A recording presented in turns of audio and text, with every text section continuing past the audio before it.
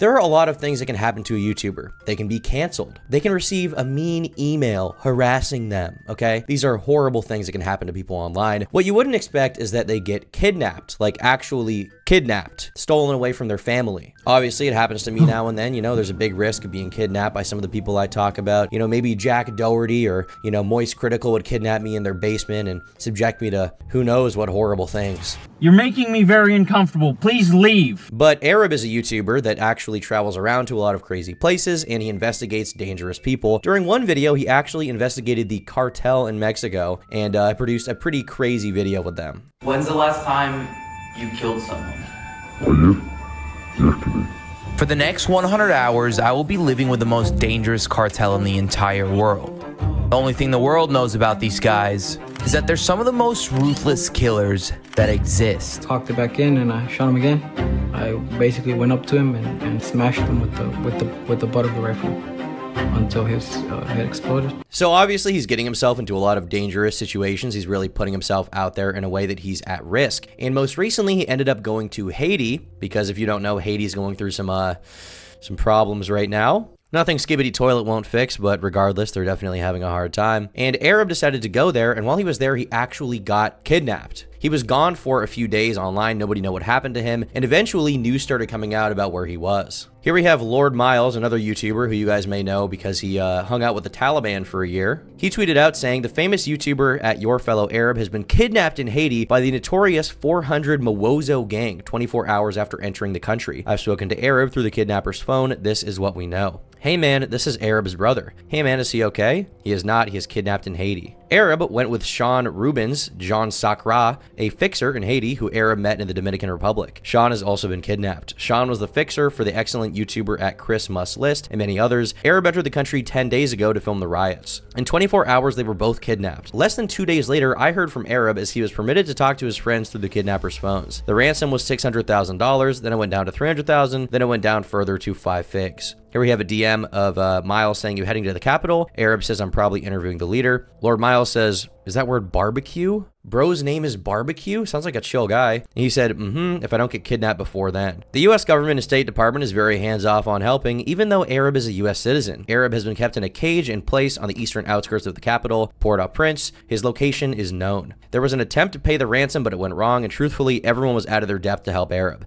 An exchange went bad and done incorrectly, and Arab was not released. Arab is still in excellent spirits. He stated that despite the hardships, he's going to come out with a great video after this, and he should be out in no time. Sean was actually offered to be let go, but he's a great guy and didn't want to leave Arab on his own, so he has decided to stay. Many travel YouTubers knew of his situation and were told to keep it secret, which we did. Regardless, someone outside of us YouTubers leaked it to the Haitian news a few days ago by their name, not stating them as YouTubers. Now that the info is out, we might as well get the facts straight. So I guess they were trying to just keep this quiet, basically, because obviously it's a touchy situation. When somebody gets kidnapped, media attention can hurt it rather than help it, because people start looking into it, they start figuring out who kidnapped him, they start pressing them, they start intimidating them. Obviously, if you're a kidnapper, you don't want media attention. That might, if anything, prompt you to do something bad to that person so he can't talk about it after the fact or talk about where he was. Basically here, Miles says, all we can do is pray for Arab and Sean, may Christ look after them. I'm taking steps to help get him out and know the grim reality of what could go wrong in Haiti. Some of Arab's friends have privately and now publicly said some negative things about him going to Haiti. I don't appreciate this one bit. I'm nowhere near close to Arab, but he was trying to bring good content about a collapsing part of the world. He does not need this right now. And this is obviously a risk that you run when you do these journalistic, missions basically to go to these countries. Some of these people are not like normal people in the United States, okay? Even the most unhinged people in the US are probably not like the most unhinged people in Haiti. This is not a first world country. This is a country where people have guns and there are gangs, okay? And these are not legal guns. These are guns they just get, they buy off the street, and then they kill people with them. Not that that doesn't happen in the United States, but I don't think you can deny that some of these places are a little bit crazier, and traveling to them can get you in major hot water. I'm honestly surprised something like this didn't happen when he visited the cartel, but you got to respect Arab for it, right? Like, he's willing to do literally anything for the content. Some people will be like, oh, Chad, anything for views. This guy is anything for views. He got kidnapped and held for $600,000 ransom. This guy, Tommy, ended up creating a pretty comprehensive thread about what happened to Arab, so credit to him for putting all this together. Here we have them talking about him being kidnapped and the ransom going from $600,000 to $300,000 and then down further. Here we have Tommy saying before being kidnapped, Arab had confirmed an interview with Barbecue, a Haitian gang leader, former police officer, and warlord. What is going on in Haiti? So take us back. Like, first of all, everyone thinks you're an idiot for sneaking into Haiti. I think the whole world agrees you're an idiot for doing it. I think I know I'm an idiot. Like, I even say that in the video. But I had a fixer from there who has been doing gang stuff, has taken so many YouTubers into the gang places, and we had confirmed an interview with Barbecue. So I'm like, okay, I'm gonna come. Like, for sure? Like, or yes. like someone told you? No, Barbecue's. Okay, to be clear, Barbecue is not the president. I probably could have looked that up pretty easily. He's a gang leader. I probably could have assumed that someone named Barbecue is not the president of a country. I don't care about anything outside of my bedroom. Speaker. He's got a guy who speaks for him, like his Secretary of Press, confirmed with us. For sure. Yes, he told Barbecue, speak with this foreigner. It will be good for you. That was a huge question we had because Yes.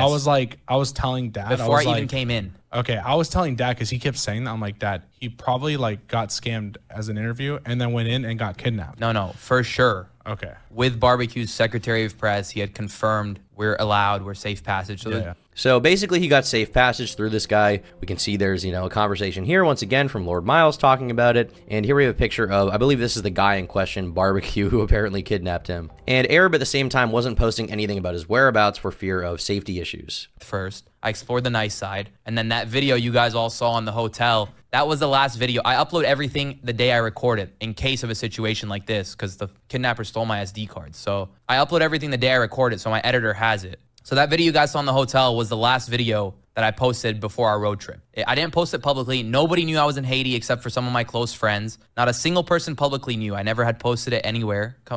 So many comments said, oh, he deserves it. He posted his location publicly to the world. I didn't post anything for 48 hours. I was off social media before I got... Basically, the way that all this got leaked was somebody just basically leaked it against his will. It got out because, people like to talk, and that's basically just the way it goes, unfortunately, for YouTubers. Nobody can keep their mouth shut. While on the Dominican, on the way to Haiti in a taxi with a drunk driver, Arab's vehicle had crashed. This should have been a sign for Arab to turn around, but instead he saw it as a sign to keep going and cross the border. And here we have a picture of the crashed vehicle here. Yeah, looks fine.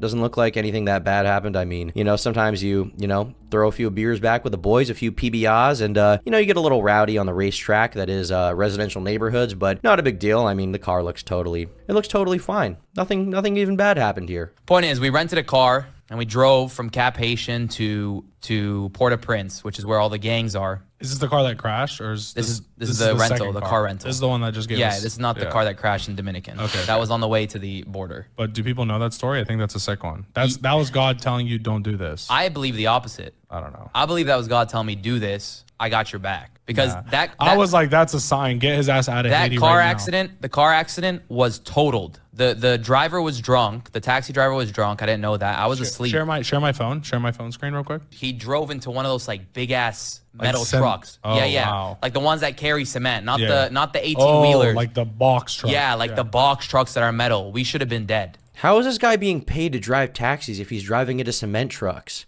What is going on in this country? I can't even fathom this. I will say, I feel bad for Arab, obviously, because, he was tired, he was sleepy, he passed out in the back of this cab, but maybe if you're going to a place like this, be slightly more careful about the taxi you're getting into. Maybe try to evaluate if the driver is drunk or not. Although, you know what, maybe he's the king of driving drunk and just, couldn't have ever predicted it. Well, eventually, Arab basically was traveling through the country. He was traveling from the nice part to this, sort of bad part. He got kidnapped, and he describes the process right here. It sounds pretty horrifying. So we get to that mountain, and there's a checkpoint of BSAP police officers. That's the branch of police officers in Haiti. There's a branch of police. They stop us, and we pay them some money. And then we take a photo. We took a video with them.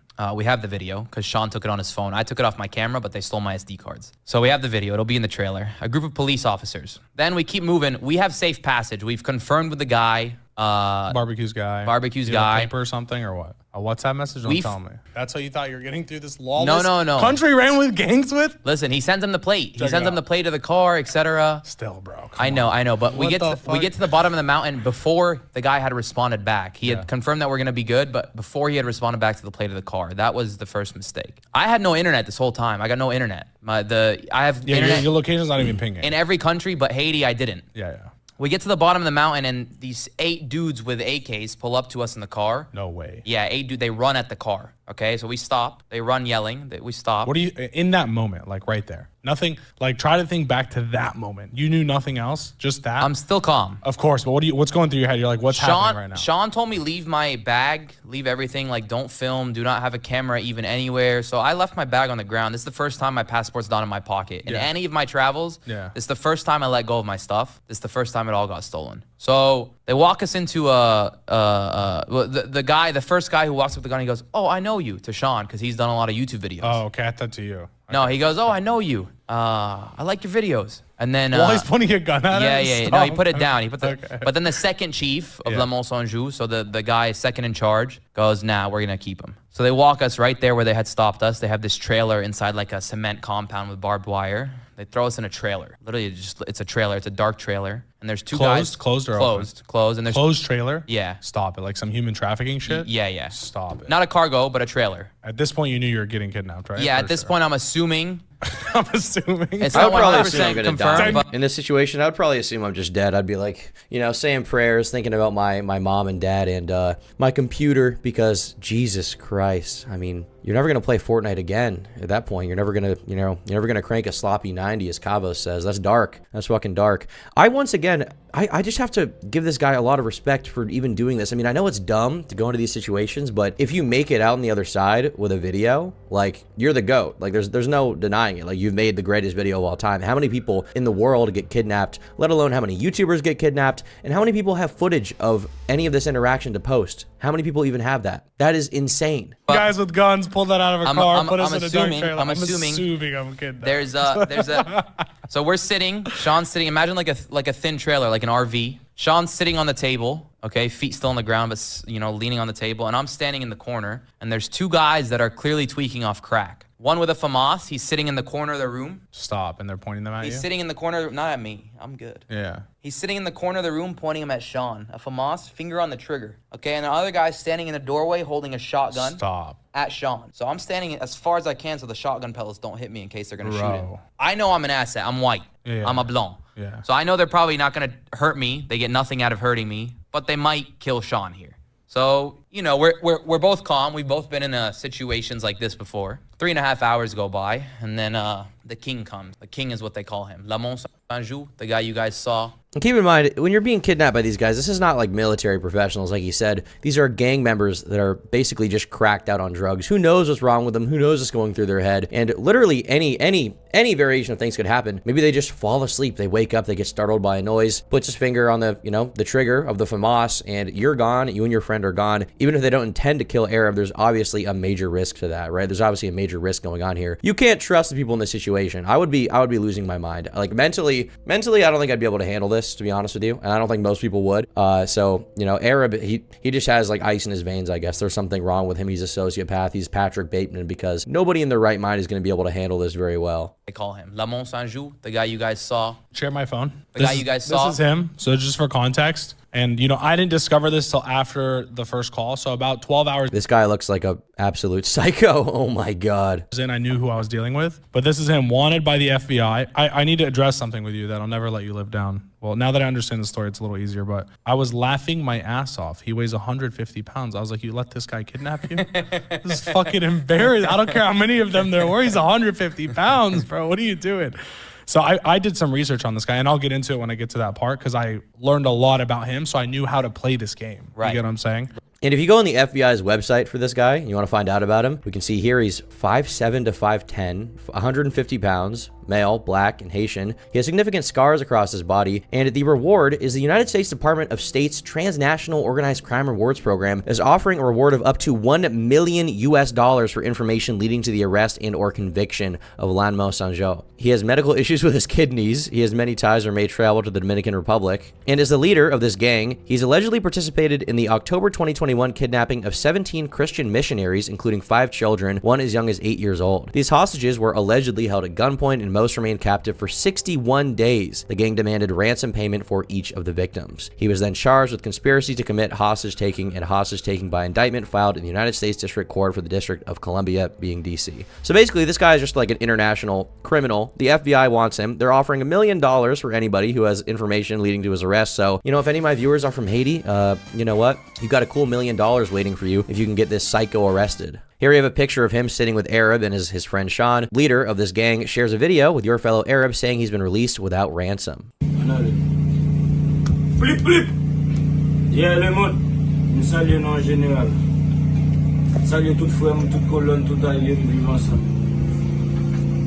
Et vous n'entendez pas ça dans qui est. La monstre joue pas, joue pas en pleine. And look, he looks totally chilled out. Arab's just sitting here. He's got his silly shirt on. He's got his silly shorts on. He's enjoying himself hanging out with this guy. He doesn't really seem scared at all, to be honest with you. Et ton plaisir pour me faire le monde ouais comme si peuple en explication. And if you look up anything about the gang that he's the head of, you'll find some pretty scary stuff. They're currently the largest active criminal group in Haiti.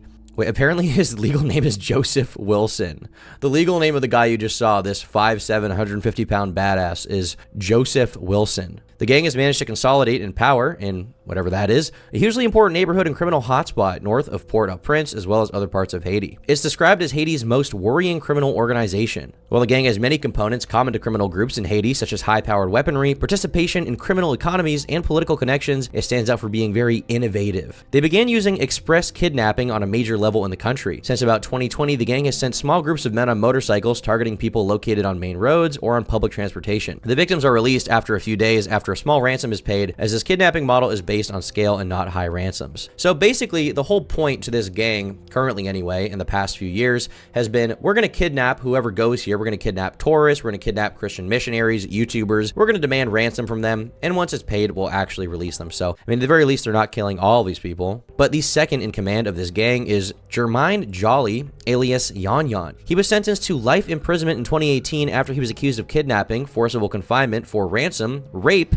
armed robbery, murder, illegal possession of a firearm, and criminal association to the detriment of 20 people. Another important lieutenant was killed in November 2021 in a shootout with authorities. In this gang, keep in mind, to give you an idea of how big this organization is, they have over 1,000 members around the outskirts of Port-au-Prince, and apparently they also are recruiting a lot of people. They have a waiting list of potential youngsters who want to enroll in this business enterprise where they kidnap people. The involvement of this gang in lucrative criminal economies gives this group the financial muscle to recruit more members and arm them. Their large and strategic geographic presence not only provides the gang with access to potential kidnapping victims, but also businesses to extort. This website also speculates that they've secured political influence needed to maintain control, so they don't have to actually go to prison or anything like that. They control the only route connecting Port-au-Prince to the north of Haiti, meaning they can choose whether to allow the passage of goods and people, which I believe is the place where Arab was actually kidnapped. He thought he had safe passage, but he got there and they were like, no, we're actually going to kidnap you. I don't care. One former Haitian government official told Insight Crime on condition of anonymity that there are 400 gang members wearing suits and ties. So basically people embedded with government, businesses, and this is what allows them this much control, okay? This is like basic level organized crime. You commit crimes, you make money doing it, you then use that money to establish your power and stay wherever you are so you can keep operating on a consistent basis. Obviously, they're a gang, so members of theirs die. They also are recruiting apparently young,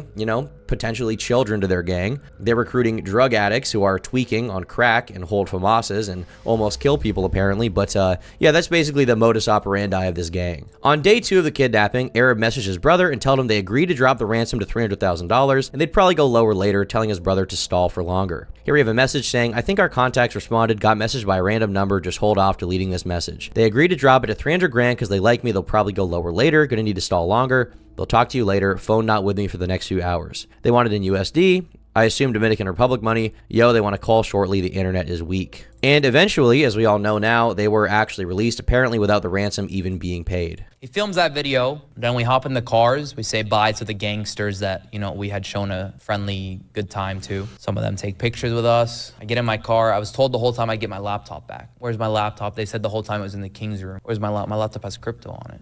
Where's my laptop? They stole his Bitcoin, ladies and gentlemen. The worst crime of this entire interaction. They stole his crypto wallet. No, I mean, obviously that sucks. I mean, they're stealing potentially, who knows how much money Arab had in his Coinbase wallet or whatever. That's horrible. And they stole, his laptop where he probably has footage and files and who knows what else. But they were being friendly to the gang members because they knew they were at risk of being killed. And also these gangs always like public notoriety. They want to be seen as rock stars basically, right? I mean, you see this even with gangsters in the US like John Gotti in the 80s. He liked to walk around. He liked to flaunt his wealth. Everybody knew he was a gangster. He just liked to, you know, basically feel like a badass, and these guys like to feel the same way, and that's why they like to take pictures of the YouTubers and post TikToks about their happenings, right? Which usually ends up getting them in major trouble because obviously when you're a member of a gang, you probably shouldn't have a high public profile, but these guys are obviously not the smartest in the world. I have my phone. Where's my blah blah? Oh, we don't know where that is either. They were lying the whole time. Yeah, of course, yeah. So we get thrown back in our car rental. This is important. By the way, everyone needs to know, no more money given. No more money. They didn't take the money after They this. didn't take any more money. It was just that initial payment because Barbecue had called and said, get them the fuck out. Like, you're ruining my name. So they had decided to release us. They went with that PR move. And the gang is concerned about PR. The gang is concerned about the public image around them when they're currently kidnapping and potentially killing people. Who knows what else they're doing, selling drugs. They're concerned with PR and how people feel about them, right? And this is just so ridiculous. Yes, by the way. And they all hop in, all the gangsters hop in a truck. We get escorted by 4 cars. They give us our car back. This is how bad the car was that we got rented by the car rental guy, okay? This is important for the story, so keep in mind. La Monsonjou stole my laptop. La Monsonjou stole my headphones, my speakers, all my cash, all my camera gear, okay? He stole my sunglasses that were prescription that they can't even use. They're probably using them right now and wondering why they don't work. He stole my blue sunglasses that you guys see me. I promise you, they're putting them on because they look nice. And they're going, shit, this makes us blind. And they have no idea because these guys are retards. Yeah, and this is the greatest thing. Like, these are not like the most intelligent people in the world. The head of a gang is typically the smartest out of a bunch of dumbasses, okay? And this is just the way it works. Like, these are people involved in organized crime. If they could do anything else, they probably would do it. But no, they're broke, they're impoverished people, they're desperate for money, and that's why they end up kidnapping other people. They're also just very low IQ. Like, it's embarrassing. Like, people think gangs are cool. They think, oh, it's badass. Look, if you watch Goodfellas, I get why you think it's kind of badass. But the moral of the fucking story is that the only guy who makes it out of the entire thing is Henry Hill, who has to sell out all of his friends and turns into a rat by the end of it for behavior that he was engaging in the entire time and made him rich. So, I don't know. If there's any genius message I can give you guys for this video, don't idolize organized crime. These people are idiots. Okay? He stole all that. When we asked him if he's going to give us the car back, he said, I have 50 cars that work. Why would I steal this piece of shit machine? That's how bad the car was, broken. No speedometer, pieces falling apart. That you rented in the That the first car rental rented us. As we're getting escorted out, another dude's sitting behind us, making sure we don't film. We end up dropping him off at where he needs to go. I want to film the gang in front of us that's taking us fucking 20 guys in a car with guns, okay, and masks, so I can get it for the video. Sean is freaking out. He goes, we're finally out and you're about to ruin it, so I'm not filming anything. Fair point. I get it. I get it. I agree. I agree. Thank God Sean was there. Look, I get what Idiot you're would have saying. posted it on Twitter. I get...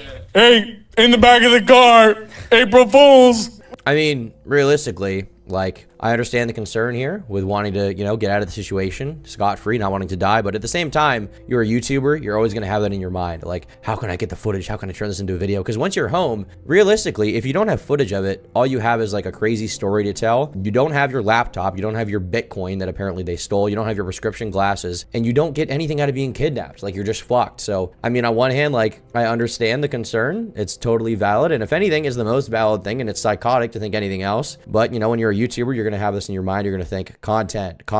I get what you're saying, but they were so far ahead of us and there was dust, they would not have seen me filming. I'm gonna tell you in this, and I'm gonna tell you in this last part here, after you escape, when all the next level shit went down, how much you hurt us by filming shit. Okay. You have no idea. I understand, but you also don't know my perspective. I know. I get your perspective. No, you don't. You don't until you hear from me. No. Okay. Until you hear from me, you don't know my perspective. Don't hush me, but like you can by tell the me way, something. for chat to know why you're saying that, you guys haven't talked at all about this yet. We haven't spoken This yet. is their first time meeting since you got back. They know. We told them at the beginning. I made sure, even while the guy's in the back of the car, I'm telling Sean shit. This guy doesn't speak English. I'm telling Sean, turn your fucking hotspot on. I have no, sir. Turn your hotspot on. Let me send your girl our location. Maybe they're moving us to another room. Maybe they're not letting us out. Yeah, you don't know anything. I have zero service in Haiti. Sean's yelling at me. Turn your give me it.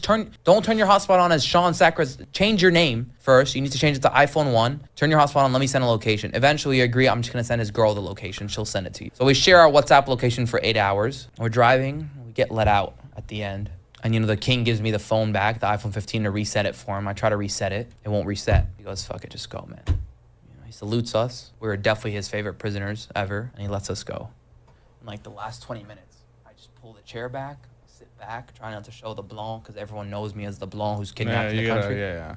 and Sean drives to a safe area. And we meet up with our negotiator, and then that rest is history. We evacuate on an embassy flight. Well, I go and I see the nice parts. My negotiator takes us. Your brother books you an embassy flight. My brother books me an embassy flight. Evacuate on a helicopter to the north. Here's what people don't realize. So he eventually ended up getting out despite the scary, horrifying experience. Arab actually made it out. And as soon as he was out, once he was back in the States, he was tweeting some pretty funny stuff, basically taunting people. Obviously, in this situation, he wants to get as much publicity as possible. Here he said, "Cameraman never dies. I've been released. Glory be to God. Christ is king." He got 60,000 likes on that tweet alone. Here he tweeted out saying, "I was kidnapped purely for the color of my skin. I was kidnapped for being a blanc. Can't give any more details till I'm home, but all I will say for now is glory be to God. Released between Good Friday and Easter, Christ is king. When you're kidnapped in the middle of the Haitian desert, 60 minutes away from any civilization, in a concrete shack surrounded by barbed wire, you don't pray to a rainbow flag, you pray to God." And after that, obviously, a bunch of people got mad. They were like, why would you even bring that up? What's the point of saying something like that? I mean,